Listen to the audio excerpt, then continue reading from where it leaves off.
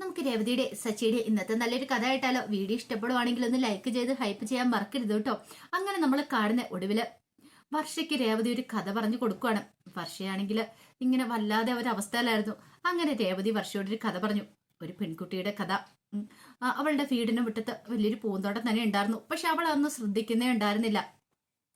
അങ്ങനെ ഒടുവിൽ അവള് ജനലിൽ കൂടെ പുറത്തേക്ക് നോക്കിക്കഴിഞ്ഞപ്പോഴത്തേനും ഒരു റോസാപ്പൂ വിരിഞ്ഞു നിൽക്കുന്ന കണ്ടു. അവൾക്ക് ഭയങ്കര കൗതുകം തോന്നി. പിന്നെ എന്നും അവൾ അത് ശ്രദ്ധിക്കാനായിട്ട് തുടങ്ങി. അതിന് വേണ്ടുന്ന വെള്ളവും വളവും ഒക്കെ അവൾ ഇട്ട് കൊടുക്കാനായിട്ട് തുടങ്ങി. അങ്ങനെ ആ ചെടി അങ്ങനെ നല്ല ഭംഗിക്ക് ഇങ്ങനെ പുഷ്പിച്ച് നിൽക്കുന്ന കാണുമ്പോൾ അവളുടെ മനസ്സിലൊരു സന്തോഷമായിരുന്നു. ഒരു രാത്രി വലിയൊരു കാറ്റും മഴയൊക്കെ വന്നപ്പോൾ അവൾക്ക് ഭയമായിരുന്നു. എങ്ങാനും അതിനിപ്പം ഒടിഞ്ഞു പോവോ അല്ലെങ്കിൽ കൊഴിഞ്ഞു പോവോ എന്നൊക്കെ ഉള്ളത് ഭയങ്കര പേടിയായിട്ടുള്ള കാര്യമായിരുന്നു. പിറ്റേ ദിവസം അവൾ ഭയങ്കര ടെൻഷനോട് കൂടി പോയി നോക്കിയത്. പക്ഷേ എങ്കിൽ അതിനൊന്നും സംഭവിച്ചില്ല. അതിങ്ങനെ താഴെ വീഴാതെ നല്ല മനോഹരമായിട്ട് തന്നെ നിൽക്കുമായിരുന്നു. അങ്ങനെ കഥകളൊക്കെ പറഞ്ഞ് ഇരിക്കുമ്പോഴും രേവതിയുടെ വിചാരം വർഷയാണ് ഉറങ്ങുന്നൊന്നും ഇല്ലായിരുന്നു, ശ്രദ്ധിച്ച് കേട്ടോണ്ടിരിക്കുമായിരിക്കുന്നു. പക്ഷെ പകുതി കഥയായി കഴിഞ്ഞപ്പോഴത്തേനും വർഷം ഉറങ്ങിപ്പോയിട്ടുണ്ടായിരുന്നു. രേവതി നോക്കിക്കഴിഞ്ഞപ്പോൾ വർഷം നല്ല ഉറക്കമേ. ഇനി ഉറക്കം നടിക്കുന്ന മറ്റാണോ? അല്ലാന്ന് തോന്നേ. എന്താണെങ്കിലും ശരി, ഇന്നത്തെ രാത്രി തനിക്കിനി ഉറങ്ങാൻ പറ്റില്ല എന്ന് കരുതിയിട്ട് രേവതി എന്ത് ചെയ്തു, വർഷയ്ക്ക് കൂട്ടിരിക്കുകയാണ്. പിറ്റേ ദിവസമായി കഴിഞ്ഞപ്പോഴത്തേനും മഹിമ വർഷയെ കാണാൻ വേണ്ടി പോകാൻ റെഡിയാവണം. അപ്പൊ പ്രഗ്നന്റ് ആണല്ലോ മോള്. പിന്നീട് വന്നിട്ട് മധുസൂദനോട് പറഞ്ഞു, മധുവേട്ട എനിക്ക് നമുക്ക് ഇറങ്ങിയാലോ എന്ന് ചോദിച്ചു. എങ്ങോട്ട്? അല്ല മോളെ കാണണ്ടേ, കുറച്ച് സീഡ്സും കാര്യങ്ങളൊക്കെ വാങ്ങണം. ഞാനില്ല. അതെന്താ മധുവേട്ട മധുവേട്ടൻ ഇങ്ങനെ പറയണേ? മോൾ പ്രഗ്നന്റ് ആണെന്നുള്ള കാര്യം മധുവേട്ടൻ അറിയാൻ പാടില്ലെന്ന് ചോദിച്ചു. അതെ, അവള് പ്രഗ്നന്റ് ആണെന്നുള്ള കാര്യം എനിക്കറിയാം. പക്ഷെ ഞാൻ അവളെ കാണാൻ ആ വീട്ടിലേക്ക് ഇല്ലാന്ന് പറഞ്ഞു. അങ്ങനെ പറഞ്ഞാൽ എങ്ങനെയാ ശരിയാന്ന് മധുവേട്ട? അവൾക്ക് അച്ഛനും അമ്മയെന്നും പറഞ്ഞ് ഭയങ്കര ജീവനല്ലേ? ജീവനാണ് പോലും. അങ്ങനെ ഉണ്ടായിരുന്നെങ്കിൽ ദേ അവനോടൊപ്പം പോകത്തില്ലായിരുന്നല്ലോ. ഏതോ ഒരുത്തൻ്റെ കൂടെ ഇറങ്ങിപ്പോയതല്ലേ. എന്നിട്ടോ നമ്മളെ വേണമെങ്കിൽ അവൾ അങ്ങനെ പോകുമായിരുന്നോ എന്ന് ചോദിച്ചു. അതൊക്കെ കഴിഞ്ഞ കാര്യങ്ങളില്ല മധുവേട്ട, അത് പറയേണ്ട കാര്യമുണ്ടോ? ബാ നമുക്ക് ആ വീട്ടിലേക്ക് പോവാം. ഞാൻ ആ വീട്ടിലേക്കില്ല. അവനുള്ള ആ വീടല്ലേ, ഞാനില്ലാന്ന് പറഞ്ഞു. ആ വീട്ടിലേക്ക് കയറി ചെല്ലാൻ എനിക്ക് ഒട്ടും താല്പര്യമില്ല എന്ന് പറഞ്ഞു. അത് കേട്ടപ്പോൾ മഹിമ പറഞ്ഞു, ഇങ്ങനെ പറയരുത്. കാരണം മധുവേട്ടൻ വന്നില്ലെങ്കിൽ അവൾക്ക് സങ്കടമാവും. അവൾക്ക് നമ്മളെ സ്നേഹിക്കാനല്ലേ അറിയത്തുള്ളൂ. അവളുടെ സ്നേഹത്തെക്കുറിച്ച് അറിയാലോ. അവളുടെ മനസ്സിൽ ഒരിക്കലും കപടതയും കാര്യങ്ങളൊന്നുമില്ല. അവൾക്ക് എല്ലാവരുടെ സ്നേഹമാണ്. അവളങ്ങനെ ഒളിച്ചു വെക്കത്തൊന്നുമില്ല. സ്നേഹമാണെങ്കിൽ അത് പ്രകടിപ്പിക്കും. അതറിയാവുന്ന കാര്യമല്ലേ. എന്നിട്ടാണോ മധുവേട്ടൻ ഇങ്ങനെ പറയണമെന്ന് ചോദിച്ചു. അത് കേട്ടതും മധുസൂദനൻ പറഞ്ഞു, എന്തൊക്കെയാണ് ശരി, ഞാൻ വരുന്നില്ല. മധുവേട്ട, കുഞ്ഞുനാളിൽ അവൾക്കൊരു പനി വന്നിട്ടുണ്ടെങ്കിൽ മധുവേട്ടന് ഉറക്കമില്ലായിരുന്നു. ഉറക്കമില്ലാതെ അവളെ പോയി ശുശ്രൂഷിക്കുമായിരുന്നു. എന്നിട്ടാണോ മധുവേട്ടൻ ഇങ്ങനെ പറയണത്? നമ്മുടെ മോള് പ്രഗ്നന്റ് ആയിട്ടിരിക്കുന്ന സമയത്ത്, ഈ സമയത്ത് അവൾ അച്ഛൻ്റെ അമ്മയുടെയൊക്കെ സാമീപ്യം ആഗ്രഹിക്കുന്നുണ്ട്. ആ സമയത്ത് മധുവേട്ടൻ വന്നില്ലെങ്കിൽ എങ്ങനെയാ ശരിയാവുന്നേ? തൽക്കാലത്തേക്ക് നീ പോയാൽ മതി, ഞാനില്ല എന്ന് പറഞ്ഞു. അത് കേട്ട് കഴിഞ്ഞപ്പോൾ ഭയങ്കര വിഷമമായി പോയി മഹിമയ്ക്ക്. നീ പോയി എന്താന്ന് വെച്ചാൽ വാങ്ങിച്ചു കൊടുത്താൽ മതി എന്ന് പറഞ്ഞു. അങ്ങനെ ഒടുവിൽ മഹിമ പോകാൻ റെഡിയാവുകയാണ്. മധുസൂദനൻ മുറിയിലേക്ക് വന്നിട്ട് കുറേ സമയം ഇങ്ങനെ ആലോചിച്ചു. വല്ലാത്തൊരു വിഷമമായിരുന്നു. അതിനുശേഷം അവിടെ ഇരുന്നൊരു പഴയ ആൽബം എടുത്തു. അപ്പം അതിനകത്ത് നിറച്ച് വർഷയുടെ ഫോട്ടോസാണ്. അതൊക്കെ എടുത്ത് മറിച്ച് നോക്കുകയാണ്. കുഞ്ഞുനാളിലെ കുറേ ഫോട്ടോസാണ്. അതൊക്കെ കണ്ടു കഴിഞ്ഞപ്പം മധുസൂദൻ്റെ കണ്ണൊക്കെ നിറഞ്ഞു വന്നു. കണ്ണ് തുടയ്ക്കുകയാണ്. എത്രയൊക്കെയാന്ന് പറഞ്ഞാൽ അച്ഛനല്ലേ, വിഷമമില്ലാതിരിക്കില്ല. പക്ഷെ ആ വീട്ടിലേക്ക് കയറി ചെല്ലാനൊരു ബുദ്ധിമുട്ട് കാരണമാണ് മധുസൂദനൻ പോവാതിരുന്നത്. ഇതേ സമയത്ത് രേവതി പൂമാല കെട്ടിക്കൊണ്ടിരിക്കുക. രേവതിക്ക് നല്ല ഉറക്കം വരുന്നുണ്ടായിരുന്നു. വായക്കട്ട വിട്ടാണ് ഇന്ന് പൂമാല കെട്ടുന്നത്. ഇത് കണ്ടുകൊണ്ട് വന്ന സച്ചി ചിരിക്കുകയാണ്. നീ കൊള്ളാലോ, നീ ഇതെന്താ വായിക്കോട്ട വിട്ടോണ്ടിരുന്ന് പൂമാല കെട്ടുന്നത്, രാത്രിയിൽ ഉറങ്ങിയില്ലെന്ന് ചോദിച്ചു. ഞാൻ ഉറങ്ങാനല്ലോ സച്ചിയേട്ടാ വർഷയുടെ അടുത്തേക്ക് പോയത്. അപ്പൊ നീ ഉറങ്ങിയില്ലേ? ഇല്ലാന്നേ, ഞാൻ അവൾക്ക് കാവലിരിക്കുമായിരുന്നു പറഞ്ഞു. ഇത് കേട്ടോണ്ടാണ് ശ്രീകാന്ത് അങ്ങോട്ടേക്ക് വരുന്നത്. ശ്രീകാന്ത് അവിടെ പെട്ടെന്ന് നിൽക്കുകയാണ്. ആ സമയം സച്ചു വെച്ച്, നീ അവളോട് കാര്യങ്ങളൊക്കെ സംസാരിച്ചോ? ചെറുതായിട്ടൊന്ന് സൂചിപ്പിച്ചിട്ടുണ്ട്. പിന്നെ നമ്മൾ പരോക്ഷമായിട്ട് ചില കാര്യങ്ങളൊക്കെ പറയില്ലേ എന്ന് പറഞ്ഞോണക്ക് ഞാൻ അവളോട് ഒരു കഥയിലൂടെ കാര്യങ്ങളൊക്കെ പറഞ്ഞിട്ടുണ്ട്. അതെന്താ അങ്ങനെ പറഞ്ഞേ? അല്ല, ചില ആൾക്കാർക്ക് അങ്ങനെ പറയുമ്പോൾ പെട്ടെന്ന് മനസ്സിലാവുമല്ലോ. എന്നിട്ട് അവൾക്ക് മനസ്സിലായോ? അറിയില്ല. അവൾ ആ കഥകളൊക്കെ കേട്ടിട്ട് കിടന്നുറങ്ങിയെന്ന് പറഞ്ഞു. ആ സമയം സച്ചി പറഞ്ഞു, അവളൊരു കുട്ടിയാണല്ലോ, അപ്പൊ കുട്ടികൾക്ക് ഈ കഥ കേൾക്കുമ്പോഴായിരിക്കും കൂടുതലായിട്ട് അതിനകത്ത് നിന്ന് ഓരോ കാര്യങ്ങളൊക്കെ മനസ്സിലാകുന്നത്. അങ്ങനെയാണെങ്കിൽ അവൾക്ക് കാര്യങ്ങളൊക്കെ മനസ്സിലായി കാണുമെന്ന് പറഞ്ഞു. അപ്പോഴേക്കും രേവതി പറഞ്ഞു, സച്ചിയാണെന്ന് ആലോചിച്ച് നോക്കി. ഇതേ വർഷയുടെ ശ്രീകാന്തിനെ കുഞ്ഞ് നമ്മളെ വിളിക്കുന്ന വെല്ലിച്ചാന്നും വെല്ലുമേന്നും ആയിരിക്കില്ലെന്ന് ചോദിച്ചു. അതെ, ഇപ്പോഴത് ഓർക്കുമ്പോൾ തന്നെ എനിക്ക് കുളിര് വരാൻ തുടങ്ങിയെന്ന് പറഞ്ഞു. സച്ചി പറഞ്ഞു, ശരിയാ, എനിക്കും അങ്ങനെ തന്നെയാ.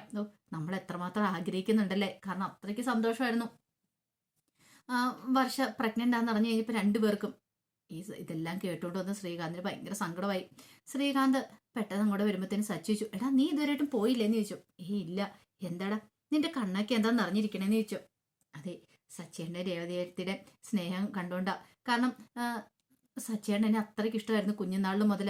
എനിക്ക് എന്തെങ്കിലും പ്രശ്നം ഉണ്ടായിട്ടുണ്ടെങ്കിൽ സച്ചിയേട്ടൻ ഓടി വരുമായിരുന്നു. അതിപ്പോൾ സ്കൂളിലാണെങ്കിൽ പോലും സച്ചിയേട്ടൻ അവിടേക്ക് ഓടി വരും. സച്ചിയേട്ടന് സഹിക്കാൻ പറ്റില്ല. കാരണം സച്ചിയേട്ടൻ്റെ സ്നേഹം അഭിനയിക്കുകയല്ല, ശരിക്കും സ്നേഹിക്കുക ചെയ്യുന്നത്. അഭിനയിക്കാൻ സച്ചിയേട്ടന് അറിയില്ല. ദേഷ്യമാണെങ്കിലും സങ്കടമാണെങ്കിലും സ്നേഹമാണെങ്കിലും സച്ചിയേട്ടൻ അത് പുറമെ കാണിക്കുക തന്നെ ചെയ്യും. അതുപോലെ തന്നെ രേവതി ഇപ്പോൾ നല്ലൊരു ഏടത്തിയമ്മയെ കിട്ടിയത് എൻ്റെ ഭാഗ്യം. കാരണം വർഷയ്ക്ക് ഇത്ര നല്ലൊരു ഏടത്തിയമ്മയെ കിട്ടുക എന്ന് പറഞ്ഞിട്ടുണ്ടെങ്കിൽ അവൾ ചെയ്ത പുണ്യത്തിന്റെ ഫലം അത്. അല്ലായിരുന്നെങ്കിൽ ഇങ്ങനെ ഒരു ഏടത്തിയമ്മ ഒരിക്കലും അവൾക്ക് കിട്ടത്തില്ലായിരുന്നു.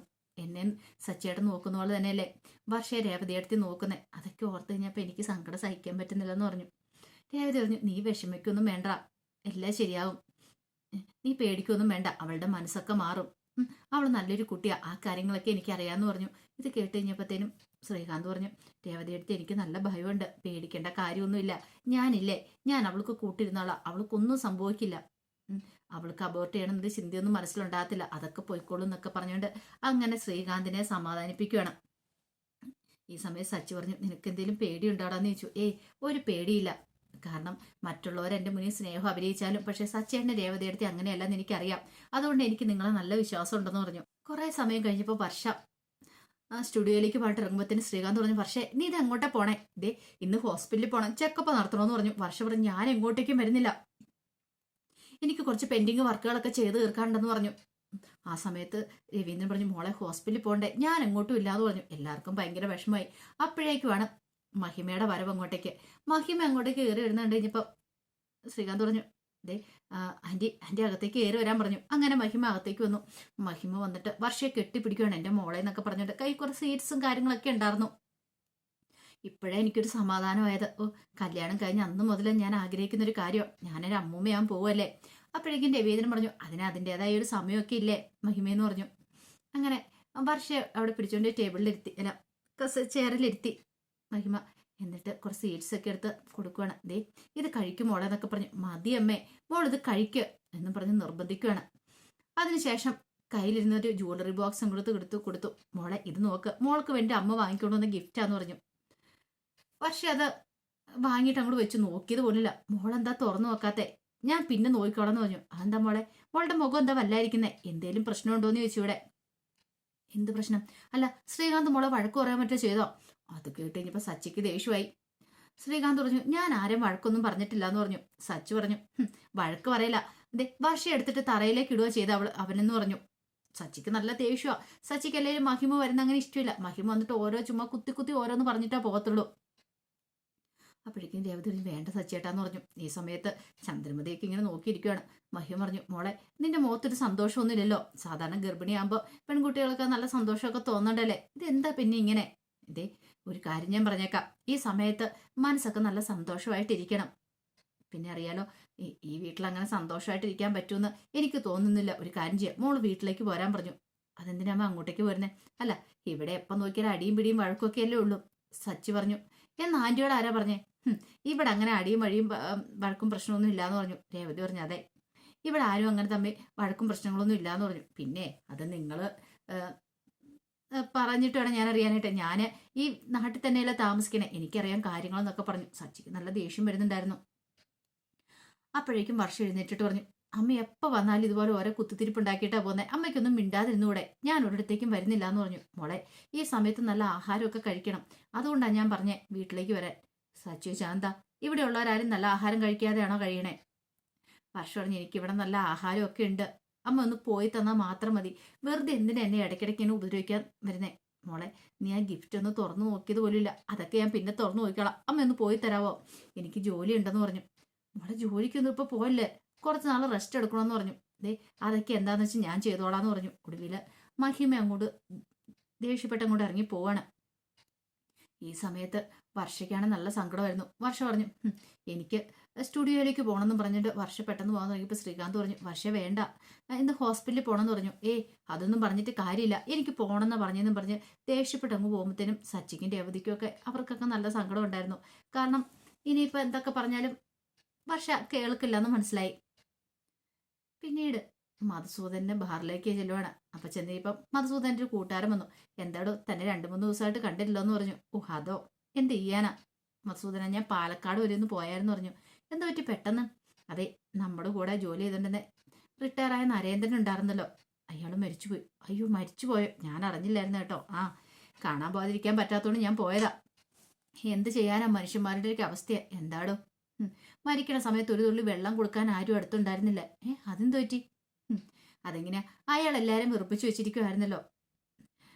ഭാര്യേനെ വീട്ടിൽ നിന്ന് അടിച്ച് പുറത്താക്കിയിട്ടുണ്ടായിരുന്നു. പിന്നെ മകൾ ഒരുത്തിയുള്ളത്, അവൾ ആരെയോ പ്രേമിച്ച് കല്യാണം കഴിച്ചു. അതിന്റെ പേരിൽ അയാൾക്ക് ഭയങ്കര ദേഷ്യമായിരുന്നു അവളോട്. ഒരു കുഞ്ഞുണ്ടായിട്ട് പോലും കാണാൻ പോലും പോയില്ല. ഭാര്യ കാണാൻ പോയെന്നും പറഞ്ഞുകൊണ്ട് ഭാര്യയെ വീട്ടിൽ നിന്ന് അടിച്ചിറക്കി. പിന്നെ ഭാര്യയും മകളൊക്കെ ഒരുമിച്ചായിരുന്നു താമസം. അങ്ങനെ ഒടുവിൽ അയാൾ മരിക്കുന്ന സമയത്ത് ഒരു തുള്ളി വെള്ളം കൊടുക്കാൻ പോലും ആരും ഉണ്ടായിരുന്നില്ല. എന്ത് ചെയ്യാനാ, ജീവിച്ചിരിക്കുന്ന സമയത്ത് ഇങ്ങനെ വിദ്വേഷമൊക്കെ കാണിച്ചുകൊണ്ടിരിക്കും. അതുകൊണ്ട് എന്ത് നേട്ടം ഉണ്ടാവാനായിട്ടാ? അങ്ങനെ ഒരു തുള്ളി വെള്ളം പോലും കിട്ടാതെ അയാൾ മരിച്ചെന്ന് പറഞ്ഞു കഴിഞ്ഞപ്പോൾ മധുസൂദനന് ആകെപ്പാടെ ടെൻഷനായി. കാരണം തനിക്കും ആ അവസ്ഥ വരുമോ എന്നൊരു ഭയം അയാളെ പിന്തുടരുവാണ്. ഒരു ഉൾഭയം അയാൾക്കുണ്ടായി. അപ്പോൾ അതിൻ്റെ കഥകളൊക്കെയാണ് നമ്മളിന്ന് കാണുന്നത്. ഇതിൻ്റെ ബാക്കി വിശേഷങ്ങളുമായിട്ട് വൈകുന്നേരത്തെ പ്രമോയി വരാട്ടോ. ഒരിക്കൽ കൂടി എല്ലാവർക്കും ശുഭദിനം നേർന്നുകൊണ്ട് നിർത്തുന്നു. നന്ദി.